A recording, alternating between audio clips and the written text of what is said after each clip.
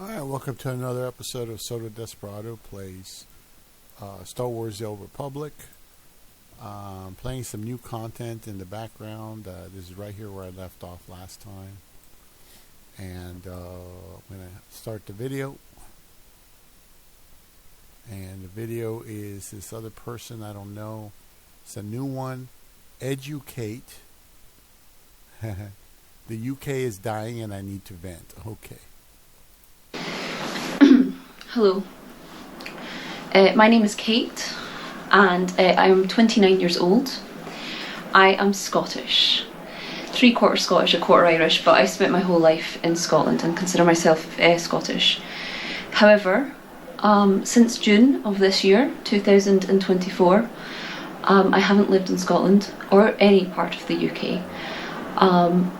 Firstly, I lived in Greenland for 4 months, which is very random, but I had a really cool job opportunity there, and then that was basically a fun folly, with afterwards the plan being to move to Hong Kong to teach English, which is where I've been for the past 2 months, and this is now my home.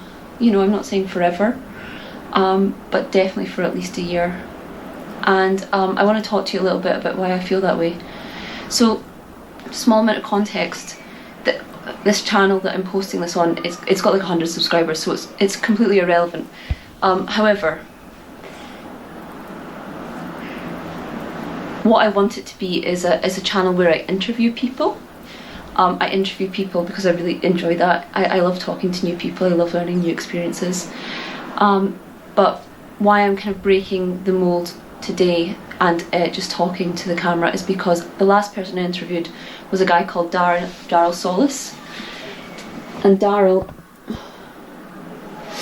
apologies, I've not talked to my GoPro before. And Daryl did a viral video about leaving the UK and why he chose to do that. And as I was having that conversation with him and reflecting on it afterwards, I realised there was so much more that I wanted to say as someone myself in a position who's chose to leave the UK. So let me tell you why I chose to leave the UK, why I feel better already for it, and why I would, with a heavy heart, and I mean that seriously, I do love my country a lot, but with a heavy heart, I would genuinely recommend that if you're watching this as a young person in the UK, you consider moving. So the first reason is that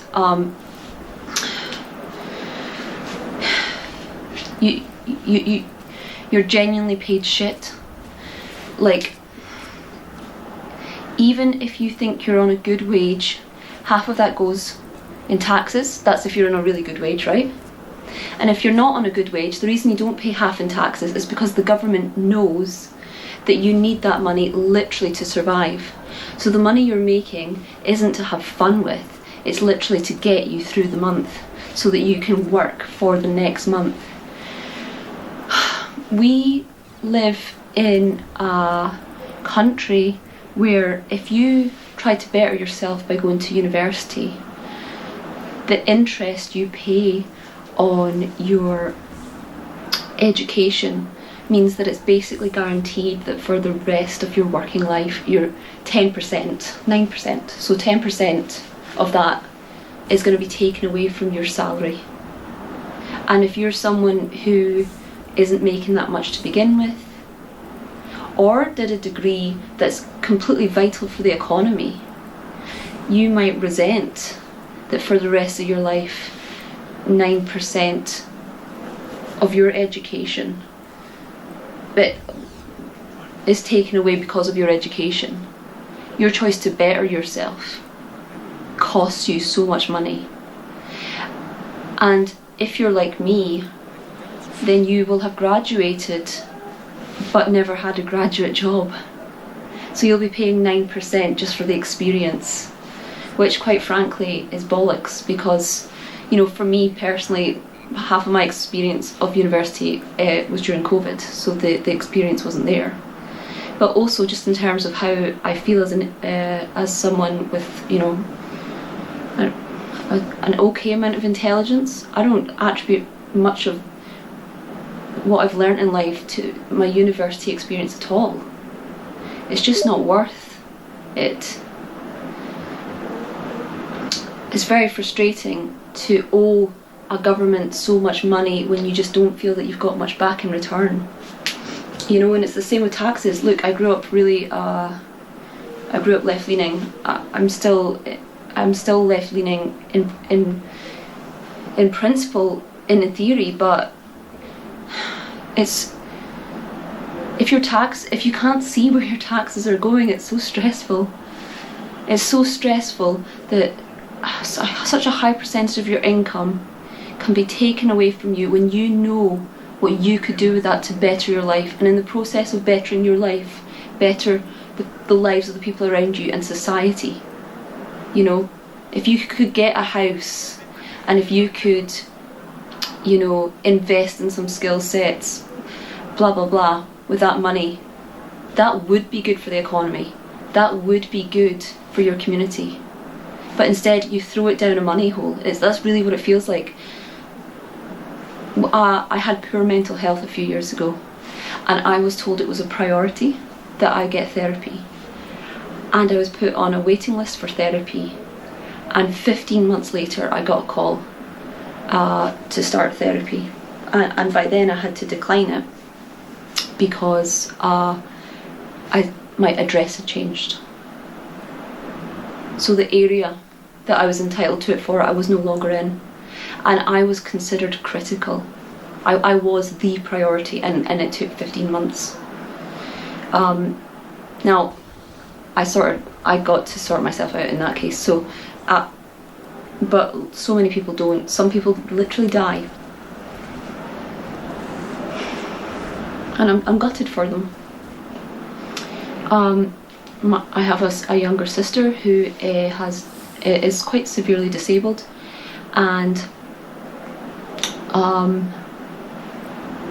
so she's just, it's a very clear-cut situation where she's someone who completely needs support and will never, you know, will never get a house based on, you know, of the money she's saved or anything.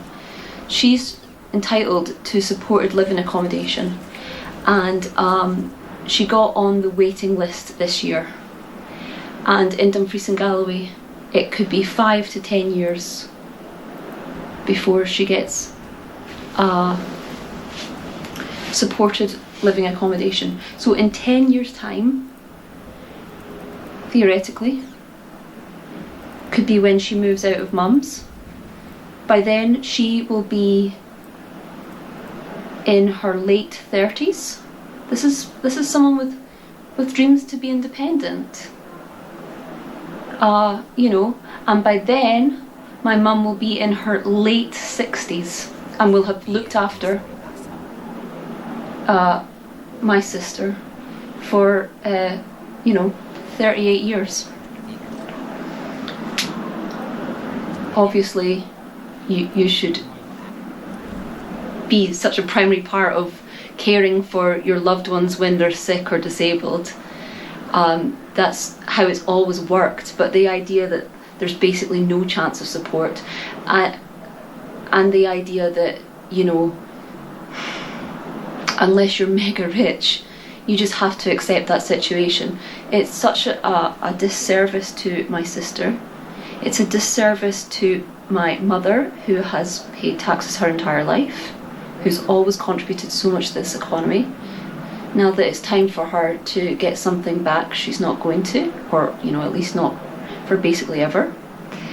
And also, when I think about the fact that my sister's very well cared for by my mum is someone who enjoys caring for my sister and, you know, can basically do it. When I consider that that's the best case scenario, but out there in Scotland there are so many far more compromising situations where they will also be told it'll take 10 years. And, you know, lives are falling apart in those situations. People are being abused. Finances are being ruined. It's very upsetting.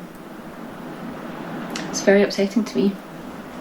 If I could just circle back to mental health in the UK, I think every aspect of how mental health is treated in the UK is so damaging for the mentally unwell. Because first of all, if you're a young person, you're quite obsessed with mental health. We're always analysing our feelings. We're always diagnosing ourselves based on stuff that we see online. We're constantly talking about mental health.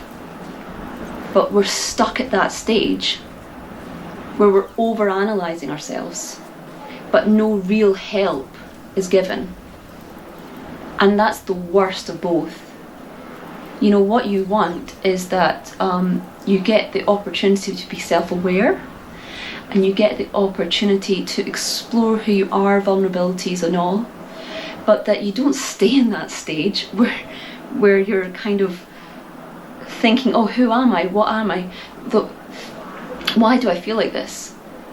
That stage is important because it then takes you to the next stage, which is action. But we don't get to have action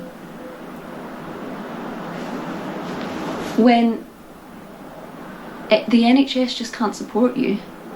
You have to, and I'm sorry to be blunt, you have to literally have a suicide attempt or something crazy before you're urgent enough that they can really prioritise you.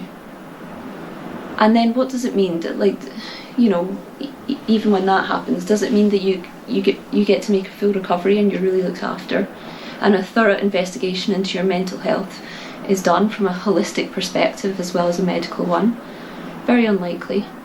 And if that's true for mental health, it would be true for physical health as well. I think because of these riots that happened this summer, it's just obvious that people are very unhappy. Now, you know, depending on where you sit politically, you might feel that that unhappiness is legitimately because of immigration, or you might feel that that's misplaced anger and that it's actually about other things, or you might feel it's a bit of both. But either way, people in the UK are livid. They're so angry because we were brought up being told we lived in one of the best countries in the world.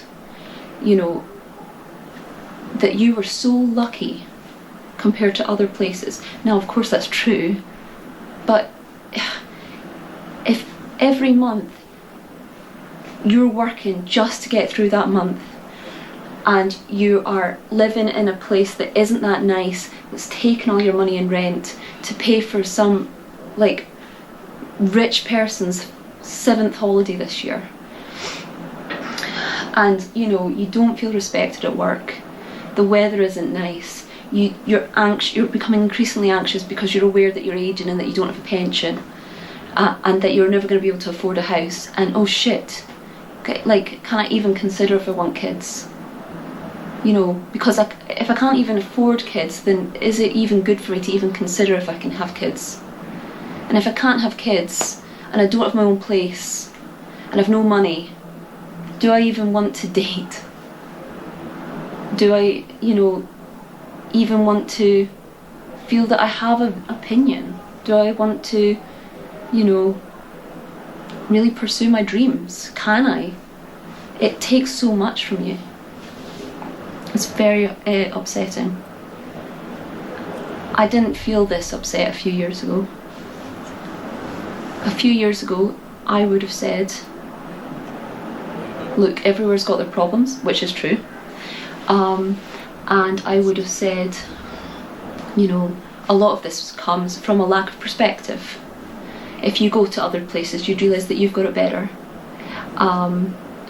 And the people love to moan, etc., etc. Well, I've now been to quite a few places, I'm very lucky to say. And of course it's true that everyone's got their problems, but this idea that the UK is better than everywhere else is just bollocks. You know? That mindset we have is really holding us back.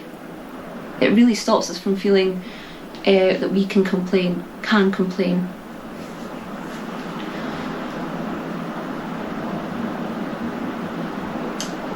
Yeah. So what made my mind change a few years ago is that I graduated from a pretty good uni, if I may say so. I applied for a shit ton of graduate jobs and I couldn't find any. And for a while I was actually okay with that, because it's like, well, this is, you know, you're going to spend the whole of your life in a good job. So if you have 2 or 3 years where you don't, and you're doing waitressing, which is fun but not making you a lot of money, then that's cool. You've no responsibilities right now anyway. Years and years went by where I was always applying and doing this minimum wage job waitressing, which I did enjoy it, but you know, there's no money in it, there's no respect, and eventually it really compromises your CV if it's all you can say you've done. How I managed to be a waitress, so someone on minimum wage, but still not live at home with my parents, was that I was a live-in waitress. So I worked in a hotel that I also lived in staff accommodation on the side of. And the hotel, it's nothing that dramatic, but it was just one of these hotels where like the managers above you make 50p more, but they're dead arsey to you. You know, they think that makes them it, even though they're not necessarily better at the job, they've just been there longer or whatever. And then, you know, the people that own the hotel are quite out of touch. You know, they don't pay you extra at Christmas, they don't, you've worked for them for ages, but they don't know your name, etc, etc. I found that I was becoming quite resentful that I worked there, considering my education, which I understand is very snobby. I'm just being honest about how I was feeling, and I was beginning to feel like I'm behind in life. This isn't where I want to be, because I'm working for less money than I need, and I'm working to make someone else millions who I don't care for, because they don't care for me. And I enjoy the job in that I like interacting with other people. I like giving people good experiences, but this isn't my passion, you know. But then I slowly realised, Kate, you've got it good. Most people your age in the UK either live with their parents, or they live in a city and they get to have all the independence that comes with that, and all the, like, you know, some cool memories going out drinking and stuff, but they pay a shit ton for that. So even if you're in a good job, like say you're making 50 grand, which would be twice as much as what I was making as a waitress, once you take off the tax and you take off the very high rent, these people probably have less expendable income at the end of each month than you do. In fact, I know that they do. And that put things into perspective for me, because then I had to realise your life's not what you want it to be, Kate. Your life doesn't feel that good right now, but you have got it good in comparison to a significant percentage of people your age in your country. And that's when I was faced with a choice. Do I accept that? Obviously I'm always a fan of gratitude, but do I accept that to the extent that I just bury down my frustrations? Or do I do something about that? And that's why I decided that I was gonna move abroad. Not because abroad is perfect, but because I need a palate cleanse from the UK. It's making me sad. I need a palate cleanse from the distrust in the air and the increasing anxiety in the air. And I need a break from being so anxious when I get each paycheck that I've got to save this, like, what can I save each month, so that, you know, if I save this and this and this, in 5 years I might have a deposit, in 10 years, you know, and having to sacrifice quite basic experiences like going to the pub, or, you know, going for a meal out with my boyfriend when we were dating, because that 50 quid with every little helps so much, blah blah blah, you know. Really feeling you had to just not live so that one day you could live. And look, I'm all for that as a short-term strategy, but thinking about that in terms of the 10 years of your life, so that you can have 30 grand, so that can be a deposit, which is then the start of paying a mortgage for the rest of your life.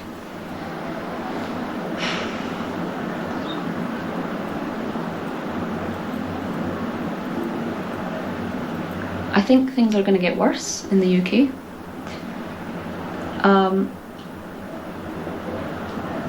A lot of people are going to blame Labour for that. I think, you know,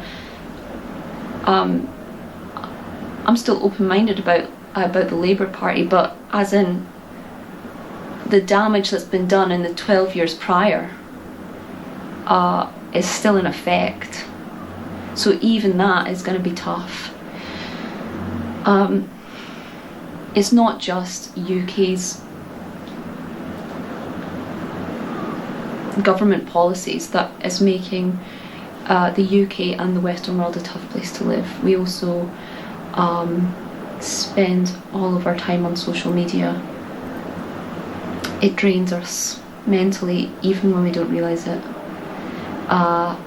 We don't socialise in real life as much as we should, and we far less people are having kids and you know, being in meaningful relationships. It's sad. It's sad that you miss out in these things in life during the most developed period of civilization. I'm not someone with any of the answers. I'm just someone that really felt I actually just had to do this video because talking to Daryl, realised that I have been suppressing a lot of emotions about the opportunities in my country as a young person. I've been suppressing them out of guilt that other people have it worse. I've been suppressing them out of disbelief, considering how often we're told that Britain is amazing. And I've been repressing them because a lot of these problems I blamed on myself. You know, that I wasn't doing well in life, or as well as I could have, you know. But so many more people are talking out than ever before that Britain is really going down the shitter. And I'm very grateful to those people because they've helped me articulate my feelings, and they've helped validate my feelings, and they've also made me a little hopeful in that the more people that start talking about it, the more chance there's something that will actually be done about it. Yeah, anyway, that's my 2 cents. Like I say, it's whatever. But yeah, it's New Year's Eve in Hong Kong. I'm now gonna go out and watch the fireworks. And I really, really wish you a beautiful 2025. Okay, lots of love.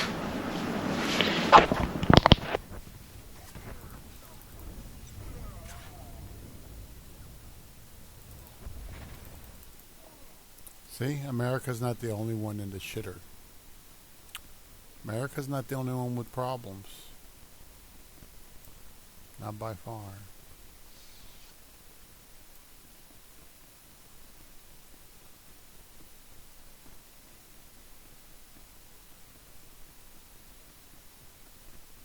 Still alive, Jedi. Nobody escapes Belsabas. Didn't I warn?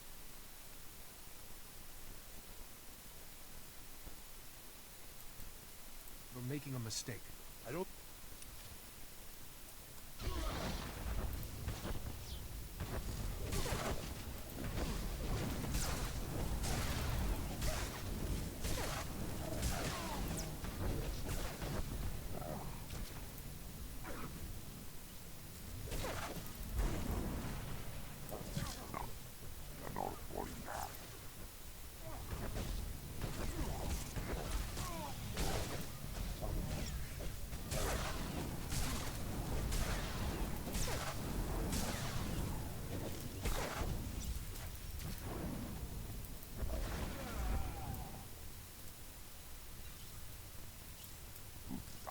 Anyway, let me play another video.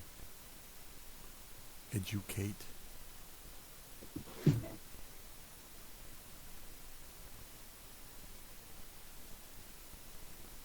Here's one. UK is a dystopia, so I left. Oh, okay. Hello. My name is Hello. Kate, and today I'm joined with Daryl Solis.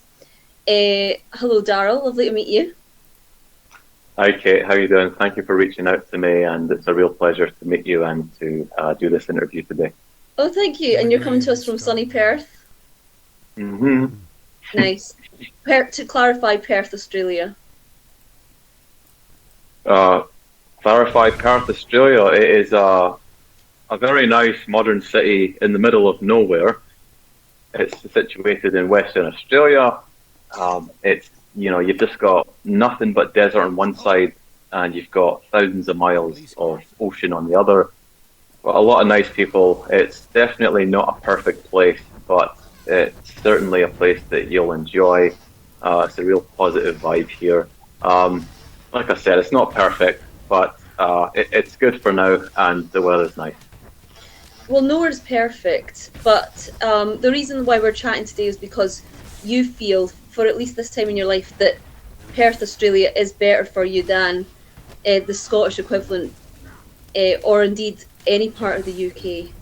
And you were inspired, or perhaps inspired is too positive a word, but you felt obliged to create a video on YouTube called "The UK is a Dystopia and I am leaving soon."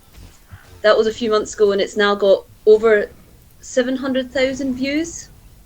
So That's right. It really resonated. Well, first of all, were you surprised? Because it's not like you were a big YouTuber by that. No, absolutely. Like, I wasn't a big YouTuber at all, and I guess I'm still not a big YouTuber after that video. But no, but that video did get a lot more views than what I thought it would, and that video was really just a spontaneous decision that day. I just wanted to express, what I was feeling about the UK and just how bad it is and how bad it's going to get. And I just made the decision to express that on video. Mm-hmm. And I had a YouTube channel at the time, of course, and I just went ahead and uploaded it to my channel for the viewers that I already had. But the video just exploded. I guess you could say it went viral, caught a lot of attention, not just from people in the UK, but all around the world, really. And a lot of people could actually relate to the context of what I was saying within that video. And what would you say were the main things you were saying about why you want to leave the UK, why you felt... I mean, you could tell the emotion in that video. You just felt tired, I think. Yeah. No, absolutely. I guess I did come off as a bit tired in that video, and that's because I was. I was just working for a bank at the time, and I was just really bored of my job. And I was just asking myself, like, why am I actually doing what I'm doing right now in Scotland? And of course, I'm always reading the news as well. And the news, being as negative as it is, did affect me, of course, in a negative way, just by seeing, and learning about how unfair the UK actually is, and how the newly elected Labour government is handling the situations that the UK has. And of course, they were not doing a good job from the get-go, and they were just actually making the UK worse. And that's what kind of made me realise this country is not going to get any better, at least not for the next 4 years, whilst we have that government in office. And there was just no way I wanted to continue with what I was doing in Scotland. And I just wanted to make a real change to my life, to just relocate and see what else I could get elsewhere in a different country. And you said in the video that you were making £19,000 to work for a bank, which, I mean, is so tough. especially considering that you associate people who work in banks with making lots of money. Like, being aware of how different your bosses are getting paid to you must have really stung. But I'm aware that 19 grand, is that after tax, or was that your net salary? No, that was actually after tax. Yeah. In Edinburgh, that doesn't go far, right? Edinburgh's a very expensive city. Exactly. Like, so, that was my net pay, and and maybe in some locations in the UK I could get by with that, no problem.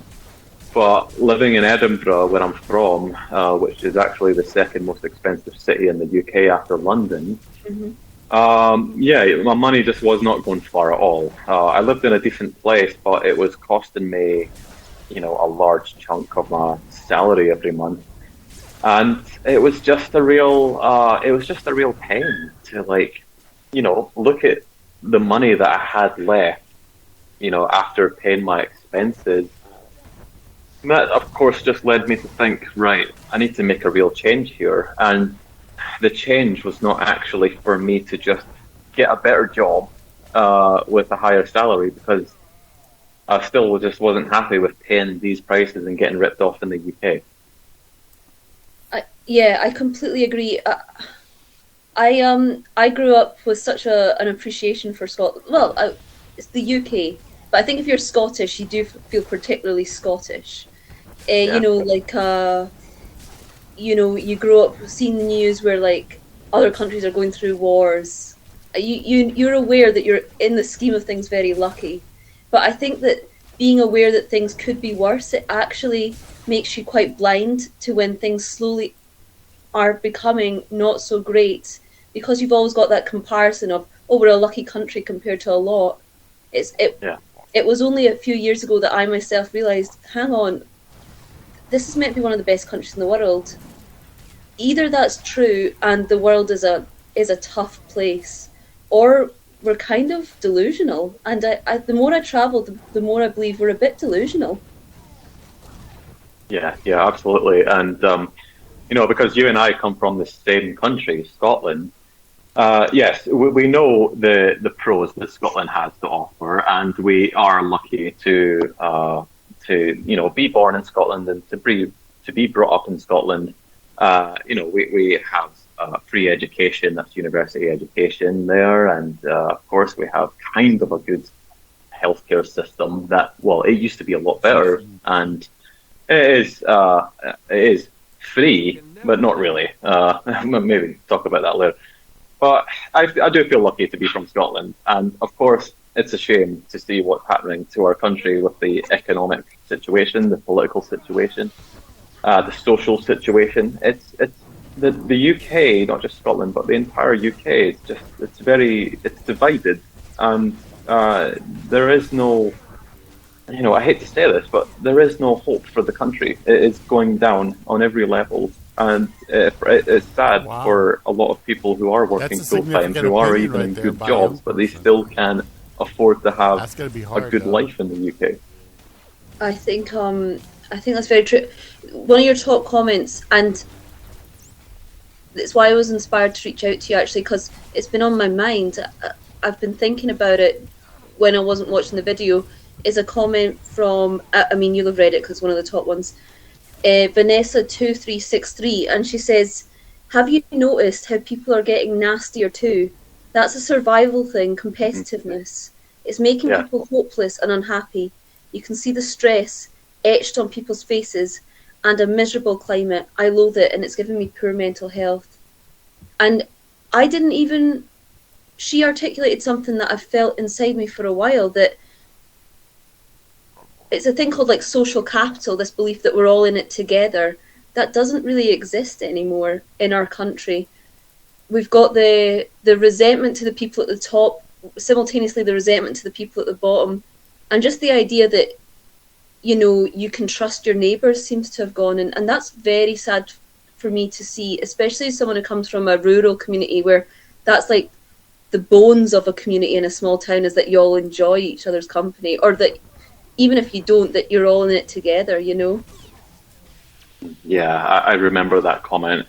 and that resonated with me also. And I could completely understand what Vanessa was saying. In Edinburgh, I'm sure it's worse in London, but even in Edinburgh, which is actually a very beautiful city, again, it's not perfect, but it's a beautiful city. A lot of people love Edinburgh. People even just living and working in Edinburgh, from Edinburgh or not, they do look stressed out and grey-faced. And that actually, I guess that was happening to myself. I was kind of getting sucked into that vortex of greyness where I would be walking to work and I would just be walking to work in a miserable, stressed out state. And this just, of course, is not healthy mentally. And it was just a horrible feeling. And I actually just missed that. I missed that feeling of just being happy. You know what I mean? Like, walking to work is something that I guess no one is happy about, unless they actually really love their job. And if someone's watching this video and they love their job, then that's great, good for you. But something that there was a very interesting figure on social media called Sadhguru. He's like an Indian yogi. I don't know if you've heard of him, but he said, in your life, whatever you do unwillingly is hell. And whatever you do willfully, that is your heaven. Yep. So me walking to work, of course I don't want to go to work. This is something that I'm doing completely unwillingly, and of course it's having a negative effect on my mentality. I'm not saying that I don't want to work, but what I want to do is at least enjoy or feel some sort of excitement about my day, not this kind of resentment of walking to the office in the morning under the grey Scottish sky. Yeah. And you left before it got even greyer. I had to get out before the winter time. That was my main goal. Yeah. So why? Well, I understand that you lived in Japan for basically a decade. So that's really interesting. But why did you choose Australia and why Perth? Yeah. So that's true. I lived in Japan for almost a decade. Great experience. Japan, of course, is no perfect place, but I really loved my time in Japan. And I went back to the UK for some reasons, and I decided to leave the UK again just a couple of months ago, and I chose Perth because I got a working holiday visa for Australia. They came to an agreement where they increased the age to 35, and I was 35 at the time of this happening. So I went for it, got the visa, and of course I had to choose where to start in Australia. And I chose Perth just because it seemed like the right choice for me. The good weather, the beautiful beaches. I read that it's a pretty laid-back place. I spoke to some people that had actually been to Perth multiple times, and they loved it. And it was just something about Perth that just naturally attracted me to it. And I just thought it just felt right to choose Perth. So that's why I came here first. And have you got a job, or is that still something you're looking for? So actually, yeah, interesting. I came at a very awkward time, just before Christmas. So there are, of course, a lot of jobs out there in hospitality and retail and such at this time of year. But I was looking for something a bit more professional on the IT side of things. As you know, I used to work for a bank, so I was looking into that kind of work as well, just to see what there was. And I have reached out to some recruitment companies that are saying that they will start recruiting from the middle of January after the holidays. So, I've not been quick in securing any kind of employment right now, but it looks like looks like I'll find something in January sometime. So yeah, basically, you there are jobs, but you're holding out for Plan A sort of thing for a while. Yeah, exactly. Which is a fair decision to make. But, at least for a while. Obviously, eventually there's a crunch where you have to take whatever job you can. But if you've moved to a country to change your life, then you don't want to immediately settle for a job you know you won't like. Yeah, yeah, exactly. Fortunately, I'm not broke right now, so I have time to just explore the city a bit more, learn more about Perth, and just see what the city has to offer before actually taking employment. But yeah, of course, like if I was broke, hypothetically, if I came here and if I was really struck for money, I would have just taken a cafe job, hotel, whatever. Yeah, absolutely. But yeah, I feel fortunate enough that I'm not, desperate as soon as I came into Australia. Yeah, I met some people that from the UK also that were in that situation here, and they just had a very tough time. Hearing their stories didn't sound fun at all. So I feel lucky to be in the position that I'm in now. Do you feel Perth aligns with your personality, your values? Yeah, I would say it does. From what I've experienced so far. However, a lot of Australians have reached out to me and said that, why have I chose to come to Australia because this place is going down just like the UK is. And, I can understand their point of view. I really can. Like, of course, being here for the past month, I'm not saying that Perth is all hunky-dory and perfect, but I'm starting to see the negative sides of Perth. But the positives outweigh the negatives in this place, definitely. I think unlike the UK, where like the negatives totally outweigh the positives, Yeah, you have to. I mean, obviously, lots of people love the UK. We speak for ourselves, but like your video also resonated with a lot of other people, and myself included. Even though if I'd watched your video maybe 5 years ago, I'd have thought, oh, this guy, like, where's the gratitude? Like, have a sense of perspective. But slowly, the bricks have just been taken away, and eventually you just can't. Even if you are an optimist, or even if you are someone who's had it pretty good deal in Britain, you can't no longer not see it, I think. And I think your video came at such an interesting time, and because I've watched your video, something I've noticed is there's so many other videos similar to yours now. It's a whole new genre on YouTube of people feeling that the UK is killing them. No, you're absolutely right, and I've noticed that too. And it does take a certain time in someone's life, or maybe even a certain age, where they start to realize and start to resonate with people and with the message that I'm putting out there. A lot of YouTubers, not just from the UK, but from Canada and the USA, are they're stating their reason for leaving their countries, and of course I can resonate with them as well. But it's just it is something. It is a new genre of people just starting to express how they feel about their country and how their country has let them down. And it's a real shame that it's come to that. And I know it's not always been like that, but this is a new genre. This is a new exodus of people leaving their countries that some people would consider rich and prosperous, maybe at some time, but not anymore.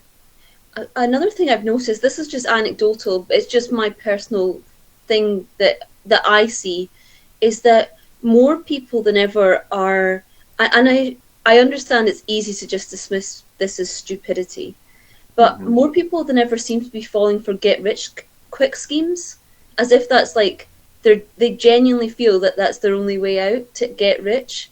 So you hear every week now about people falling for crypto scams, even though there's so much information about how that basically never ends well, and people buying influencer courses, but you've never hear of a famous influencer who talks about how they became who they are because of an influencer course. And there's so many things like that. It almost just seems like people have given up on the idea that if I work hard and I save 20% of this salary, that can get me places. We seem to exist now in a culture where people have given up, or they've become more desperate in an attempt to get the lifestyle they want. Yeah, that's true, and that's also very dangerous. Unfortunately, a lot of people do end up getting scammed over these various different schemes that they'll come across on the internet. But for anyone who's wanting to actually leave their country and make money online, like you really have to just do your research. You really have to find your niche, and you really have to work hard. And there are no get rich quick routes at all. You really do need to take this seriously and not think that there's just some kind of easy way to make money online, because there's not. It just doesn't work like that. You really need to,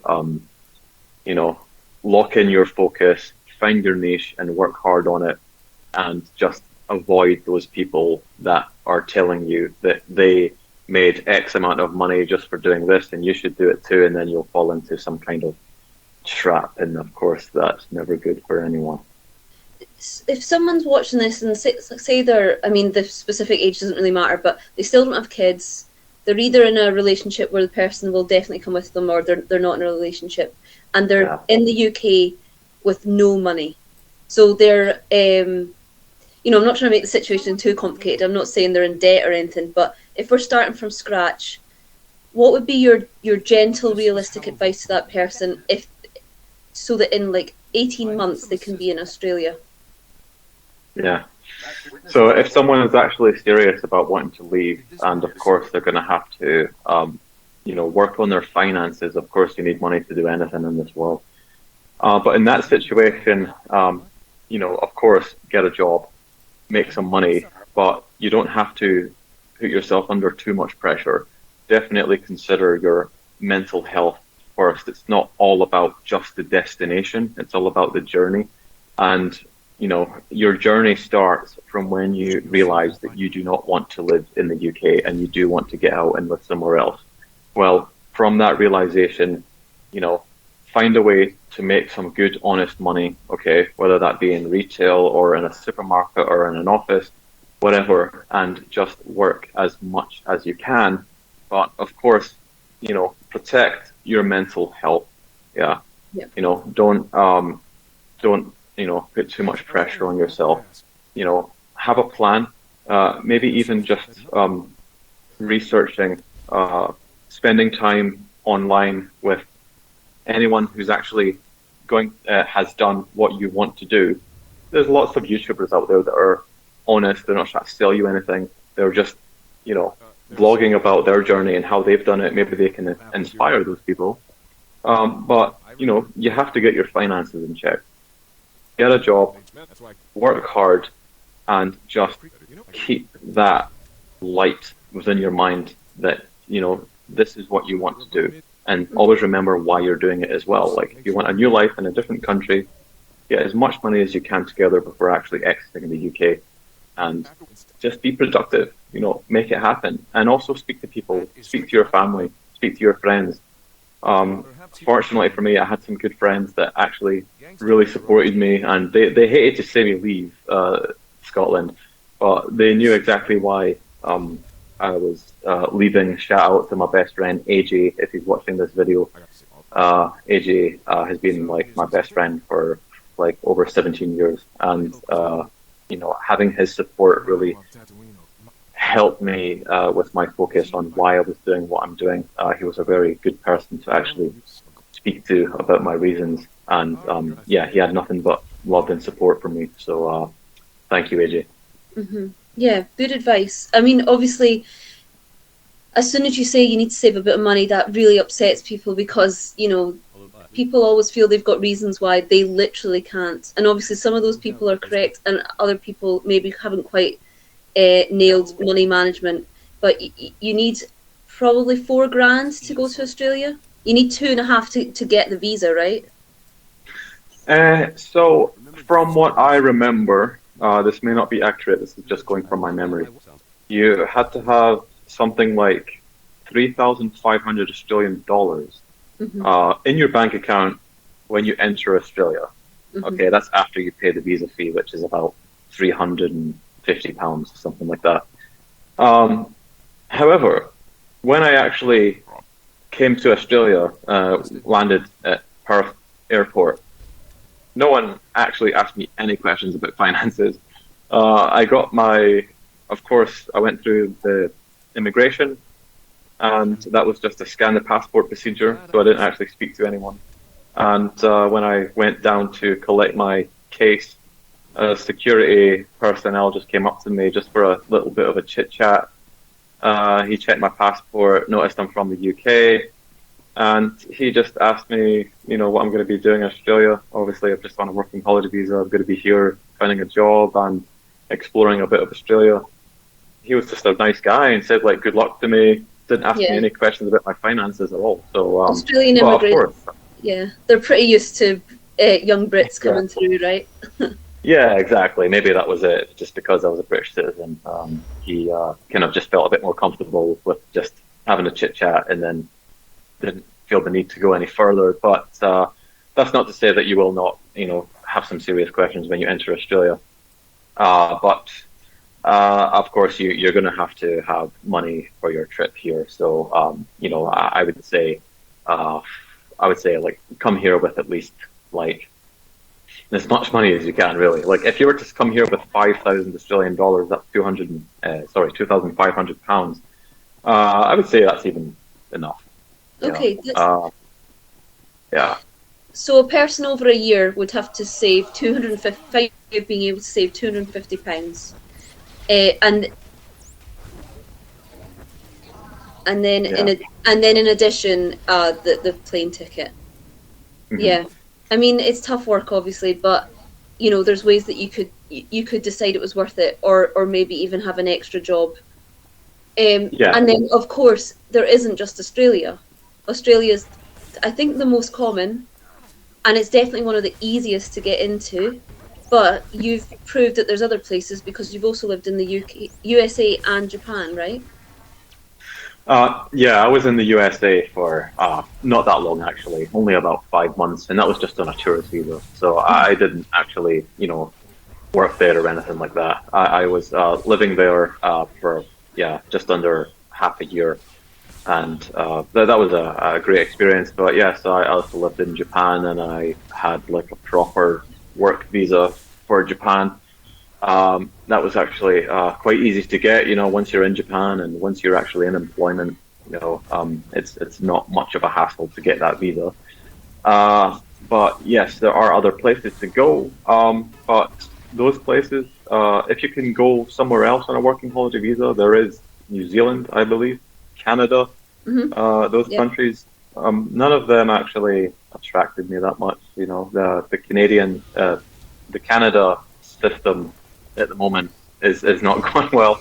So some people could say that Australia is not going well too, but at least the weather here is warm. At least the weather, I completely agree. I'm sure Canada would be an unreal holiday destination, but I've never had any interest in living there. The weather's even worse, and much colder than Scotland. Yeah. Almost every second video on my, I'm not hugely political, but every second video on YouTube is talking about how Canada's going through a tough time. So I know. I think you'd struggle to move there right now. A lot of them are moving to the USA, so. And they're even moving to the UK, there's some Canadians that are moving to Scotland for a better life, and I'm just like, what? Yeah. I'm okay. If Canada must be that bad, then Scotland probably not too bad. I feel bad for immigrants, recent immigrants to the UK. I mean, obviously this is a hugely controversial subject, but they moved there for a better life, and I'm just seeing the UK go in a direction where I'm not sure if it will be a better life for that much longer. Yeah, definitely not. It's going to get worse, and on the government's agenda, when it comes to net zero by 2030, there are some real lunatics in the government that are taking this seriously, and the UK is without a doubt going to go ahead with this ridiculous plan to get to net zero by 2030, which is going to badly affect a lot of people in the UK, and I'm talking about working class people. It's always the working class. It's always the working class. Major austerity in the UK. It's only going to get worse. to anyone watching this video that's living in the UK right now, especially if you're in your 20s or 30s, or it doesn't really matter, if your circumstances are right and you've got the option to leave the UK, go and live in another country, whether that be in Southeast Asia or South America or somewhere like that, go for it, because the clock is ticking. You know what I mean? Time is the ultimate currency of life, and time, if you're looking at a stopwatch, right, you see the seconds, right, but look at the milliseconds. Look how fast that is going. Yeah, that is how fast your time is running out. Yeah, in this world. So you got to just take a chance.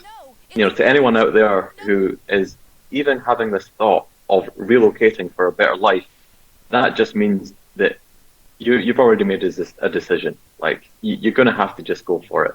And that's what I'm trying to do on my channel. I'm just trying to inspire people to actually take a chance, dive into the unknown, leave the UK or Canada or the USA, wherever it is you're coming from, and go for it. And you will see that you will have an amazing time. You'll learn a lot. Your life will get better.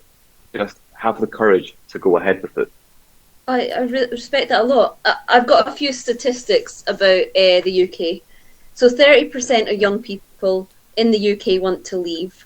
So that's a third of the future economy. I'm not saying are planning on it, but want to leave. That's a real shame.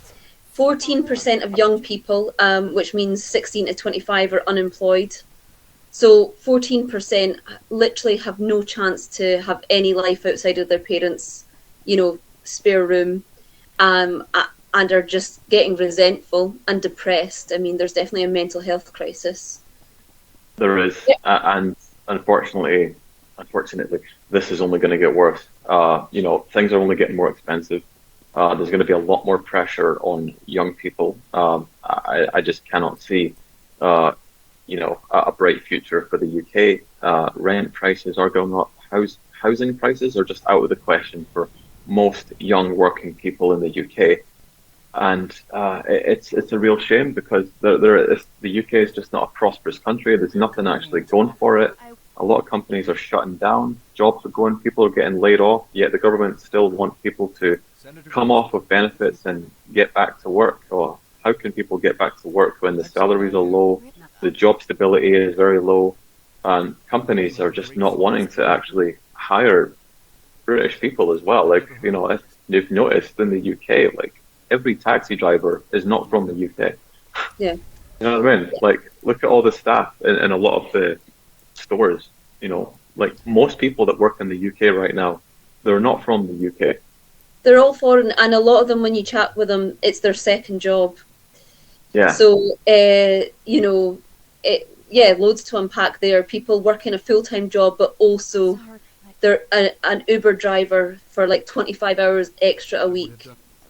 So it's so tough. People having to be so innovative to have such small results. I mean, what shocked me as well in Edinburgh over the last few years is just seeing how many Uber Eats and Deliveroo cyclists there are. These guys that cycle around delivering food. Yeah. Like, they are absolutely everywhere. It is insane. And most of them they're not from the UK. And actually, I found out recently, most of them are illegally in the country. And they're basically taking over people's accounts. So if someone actually creates an account to be an Uber Eats delivery driver, someone will pay that person to take over that account, unofficially, of course. Yeah. And that's what's happening a lot in the UK right now. It's one of the ways they can get. Yeah, one of the ways they can get a job is just having a pal who sets that up for them. Yeah, I totally. Yeah, I don't think. Yeah, there's not an Uber driver in at least when I lived in London, there wasn't a single Uber driver that was from London. Talking about mortgages, only 20% of people aged 25 to 35 have a mortgage. So 1.5% of people who are 25 to 35 own their house outright, which is probably because of generational wealth. But out of the rest of us, only 20% have a mortgage. So 80% basically either rent or live with their parents. I just don't know how people do it.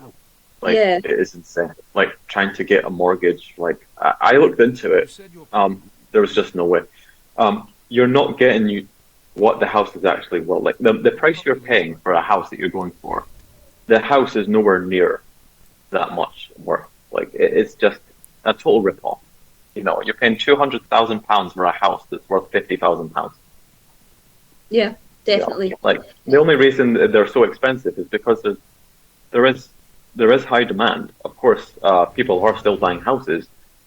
As you say, a lot of it does come from generational wealth, and a lot of foreigners, rich foreigners, are going into the UK and buying up property like it's nothing. Yeah, I like people just literally. It's not even a choice. You know, obviously, some people choose never to buy, and that's completely fair enough. But most people just don't feel that they're in their position because of a choice. And I'm one of those people. I would say if I committed the next 5 years to my life, I would then be in a position where I would have that deposit required. But that would be 5 years of living quite a soulless existence to then buy a place that I'm tied to forever, because it would be one of those mortgages that would last the rest of my life. Yeah. And I think as well, because we've gone through so many kind of like so much economic turmoil in our lives as young people, that you just don't trust that what you buy will be worth the same amount. There's always crashes in the market and stuff.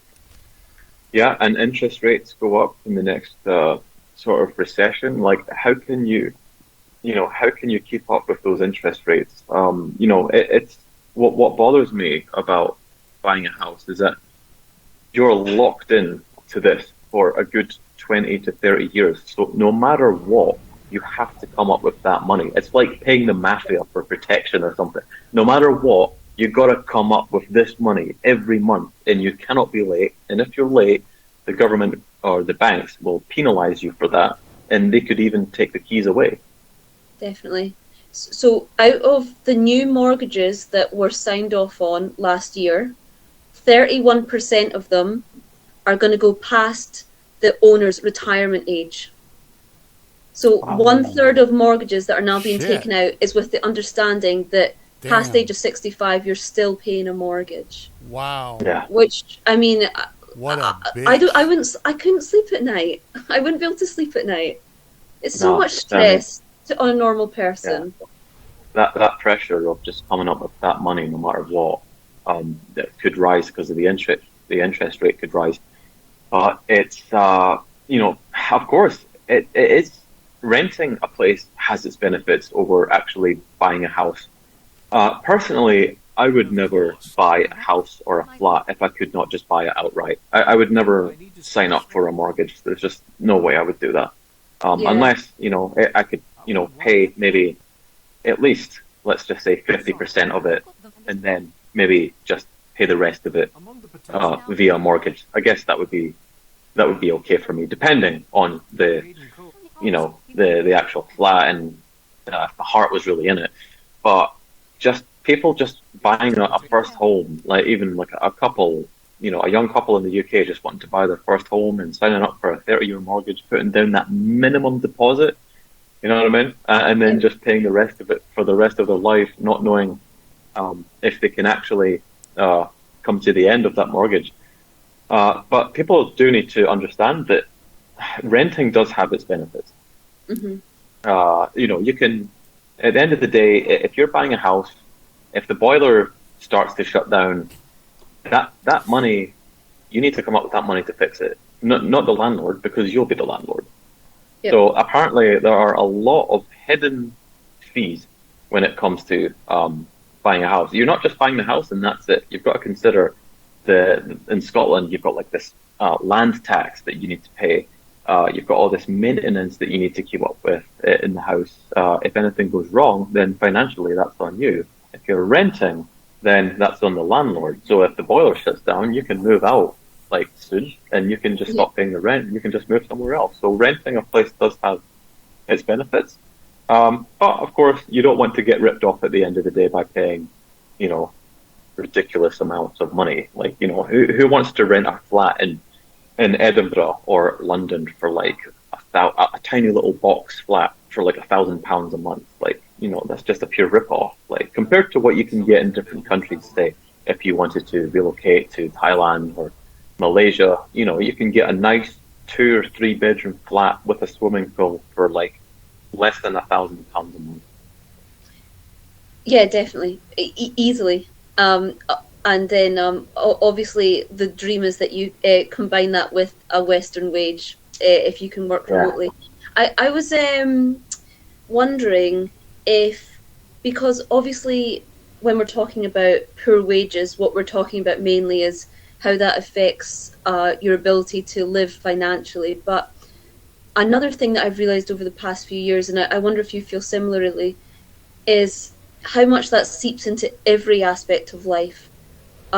We talk a lot about how, for me, it affects dating so much.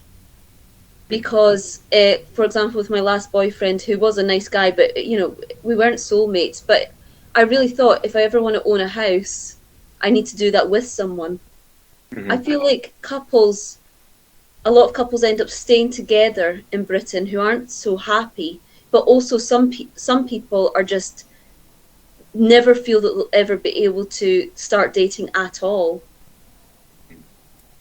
Yeah, I understand that. You know, it's for anyone thinking of buying a house, especially in the UK, having that dual income. You know, having your, you know, if you go to a bank and want to buy a house, you know, on a single salary, if you're a single person, it's not going to be as easy as if you were, you know, a married couple with no kids, a dual income. You know, that's looking a lot better for the bank to actually offer you a mortgage. So when it comes to finances, there is a lot of pressure on couples with that aspect because, you know, of course, so many things in our lives, like we have to pay to live at the end of the day. But you know, it's something interesting I learned recently. In China, actually, their economy is not going too well, but they have this new word called, what's it called? Dinka. Double income, no kids. Oh, sorry, dink. Yeah. Double income, no kids. So couples are actually realizing, look, we can be financially stable just by being married, you know, working our jobs, having our income, but choosing not to have kids. I think people could live pretty well that way. I mean, even in the UK, considering that both salaries are good. So, you know, this kind of dink thing coming out of China is quite interesting. And I think a lot of people, not just in China, but around the world, are deciding to just not bother having kids because it's just too expensive. Yeah. And again, there's nothing wrong with not having kids.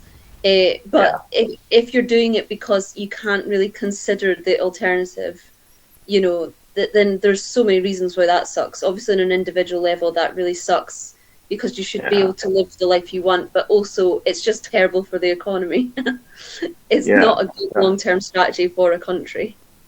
You know, the thing is, like, when a couple decides not to have kids, it's sad news for the government, really. You know, if you think about farms, for example, you know, when the pigs stop breeding, you know, it's not the pigs who are concerned; it's the farmers and the feed sellers.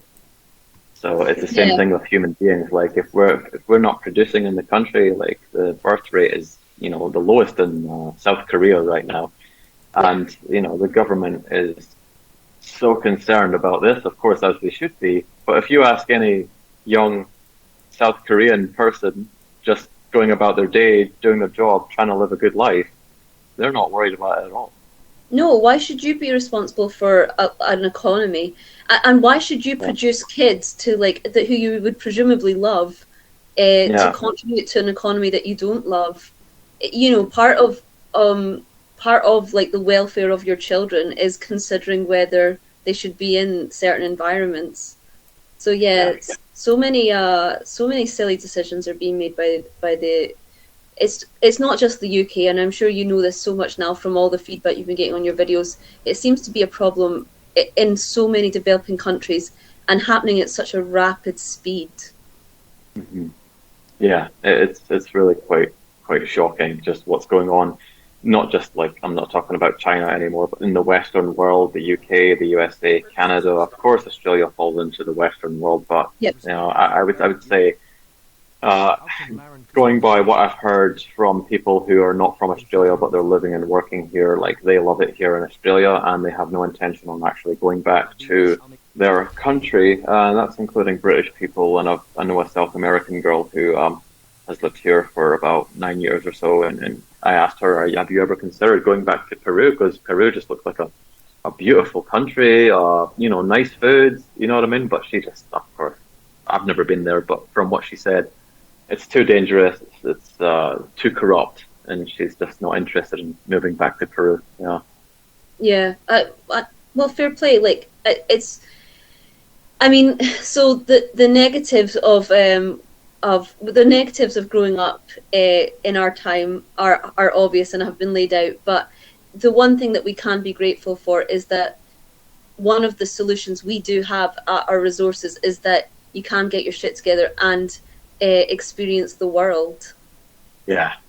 And yeah, we're fortunate enough to have a strong passport, and the pound is relatively strong, and we do have that ability where we're dealt a good hand when we came into this world. Being born in Scotland is definitely being dealt a good hand, like that's for sure. And as I've said in one of my previous videos, like I do appreciate being from Scotland. It's certainly not the worst country to be from, but that doesn't mean that I have to live the rest of my life there. We live on a beautiful planet. Why not explore and live in a different country, see what else other countries have to offer? Because I think it's quite ignorant of people to just criticize those who want to leave their country, go and live somewhere else, see what other countries can offer them, when they've never actually done it themselves. Why should people feel psychologically chained to the country that they come from? It's like, yes, okay, we are British. That doesn't mean we have to live in Britain. Yeah. Definitely. Well, yeah, this seems like a good note to end it on. I was hoping that we could end it by talking about how it shouldn't just be about moving to escape, right? Because that's not the only reason people travel. People with good lives in Britain still choose to go on holiday because, this is a huge thing I'd like to tell to young people, is that even if you love your life, it's really good for you to move away for a year, somewhere new, right? Yeah. For a new culture. And I was just wondering, what would you say based on Japan, let's say, before you came back to the UK, even if you came back to the UK and loved it, what would you say are the benefits of living abroad for a few years or even 6 months? Just completely changes your perspective on, different countries, different cultures. You don't really know where you're from until you have left your country for a considerable amount of time. In order for you to learn what life is like in a different country, what life is like in a different culture. Like when I went back to the UK from Japan, like, wow, I experienced crazy reverse culture shock. When I went to Japan, I had culture shock, yeah, but in a positive way, because everything was just so different and interesting, right? And it was a little bit difficult to get used to, sure, but it was still at the same time very interesting and different. But when I went back to the UK, like, everything was just a mess, and just like the standard is just way lower than what I was used to in Japan. The food quality, of course, was much lower in the UK, but also more expensive. So, I had a pretty hard experience with reverse culture shock going back to the UK. So, like I said, you really don't know where you're from until you have lived in a different country to compare it to. Yeah, definitely. And I feel the same as a Scottish person who's got to experience travel. It makes you be more critical of your government in an important way, because you see that there are other ways things can be done, but you also get to appreciate the ways that things are done that align with who you are. And in general, it's about perspective, right? Yes, absolutely. Perspective is everything. And the goal, really, for people is to live a life that you don't need a holiday from.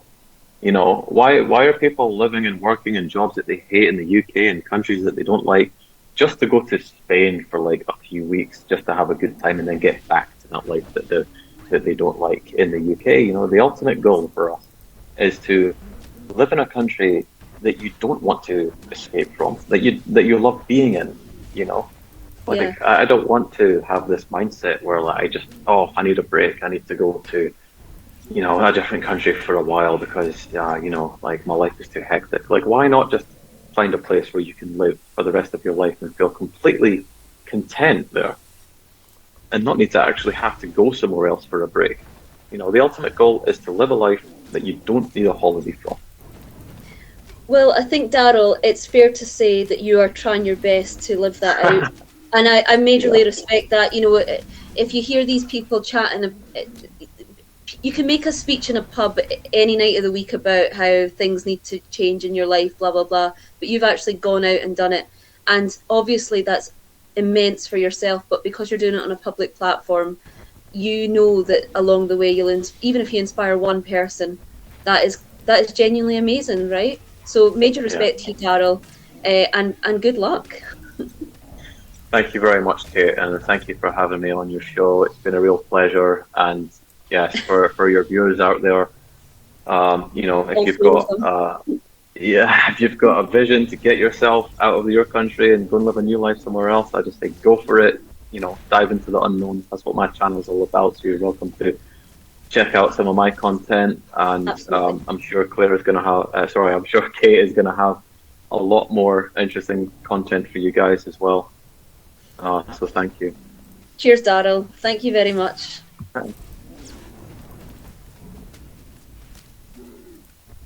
Wow.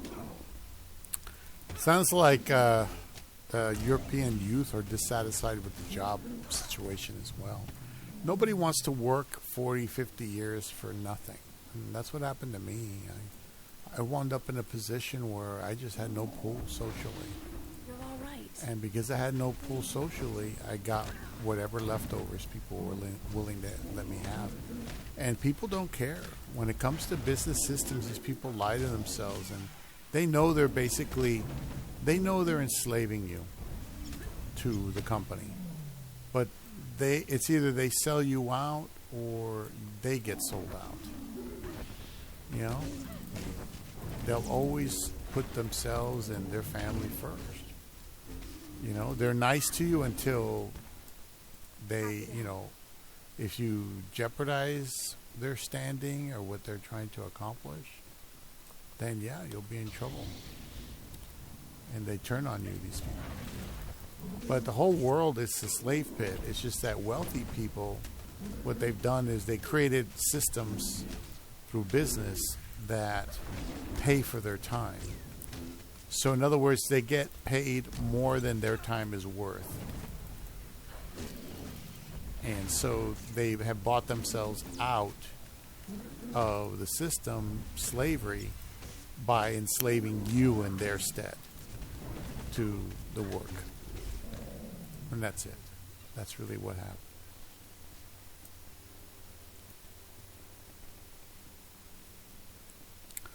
And that's the way it is. That's what happened. We got enslaved.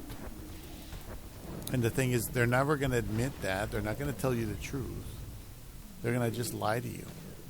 Right to your face. Because you can't say anything. You say anything to them, you lose your job. They're going to cut you off as a liability. You try to take them to court, you got to prove everything. You have the burden of proof. And they'll just sit there and deny everything. That's the kind of corruption there is out there. They are there to enslave you because they don't want their children enslaved. They don't want their parents having to work forever. You know, everybody's in it for themselves. And that's why life has been so cruel for me. My father was selfish. My mother was selfish. My relatives were selfish. My friends were selfish. Everybody was just absolutely selfish and cruel. You know, that's why I don't try to go out and help people out of my own pocket. What I'll do is I'll pray for them and I'll ask God to bless them in my stead because I don't have the money. I don't have the money to bless you and I don't have the resources to bless you, but God will provide for you because I'll ask him to do so. You know, he'll take up the slack because I got no other real choice. Yeah. Oh, wow.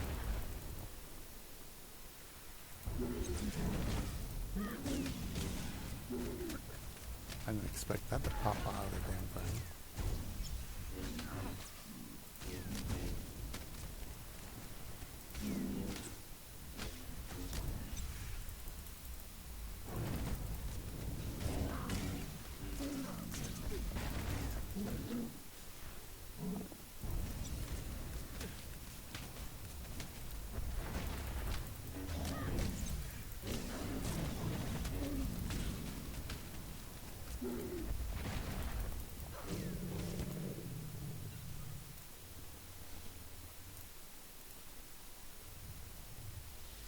What's all happening?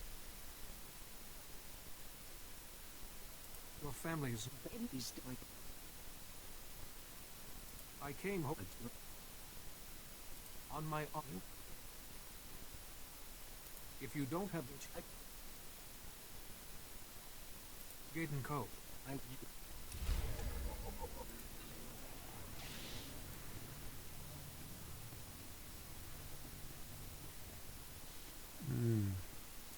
Yeah, life's been pretty rough for me, but I'm thankful. You know, the meaner and the nastier people have gotten, the more I just seen that people just, pretty much far gone. A lot of people are just too far gone. You know, but you save who you can save, and sometimes you just have to focus on saving yourself because you're in such a bad way. Like, a bum on the street shouldn't be worrying about trying to put a roof over somebody else's head when they don't even have a roof for themselves. You know, that's why I'm saying somebody comes up to you and they say, you know, can I have, $20? Can I have $5? And you don't have the money. You honest to God, don't have the money. You say, sir, I don't have the money. I don't have the money to help you. I don't have the resources to help you. But the Lord will provide for you. And what you do is you just put it in God's hands. You pray about it. You know, you put in Jesus' name or whatever it is you got to do, whatever ritual you got, you use that. And that'll be acceptable in the eyes of the Most High. And He'll go out there and He'll give them whatever resource they need access to. You know, whether it's money or housing or opportunity, job opportunity or what have you. And that's fine. All right, so I'm going to stop right here, park here, stop the game here. Been going about an hour and a half, and listening to those two young people complain about their situation. They're running away. They're running away from the conditions in their country. I'm not going to run away from America just because it's hard to survive. I'm going to adapt around things, and I'll just pray more for good things to happen, for things to, finally come back around, because we're overdue in America for things to get more normalized. It's not just America, though. It's other places are just being destroyed financially. Everything's in economic upheaval, and it's an attack. It's an attack on the Western world, and